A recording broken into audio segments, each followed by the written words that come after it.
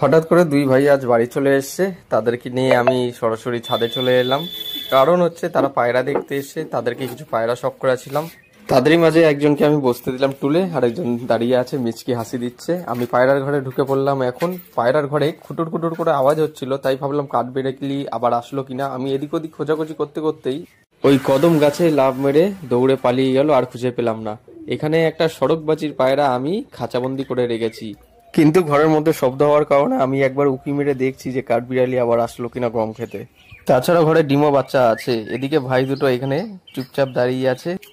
বিকেলের ওয়েদারটা পুরো একদম ঠান্ডা হয়ে গেছে। এদিকে চিকু আমি খাঁচার থেকে বার করলাম, চিকুর খাঁচার থেকে বার করে আমি ভাইয়ের হাতে পায়রাটা দিচ্ছি। এখন আপনারা সবাই জানেন এটা আমার বাড়ির পায়রার বাচ্চার নাম হলো চিকু। ছোটবেলা থেকে এই বাচ্চাটা ছিল দুর্বল, আগের থেকে এখন তুলনামূলকভাবে অনেকটাই সুস্থ আছে। তো এখন যেহেতু বেলা হয়ে গেছে, ভাইও চলে যাবে নিজেদের বাড়ি, আর আমিও চলে যাবো ছাদ থেকে নিচে। এখন টাটা।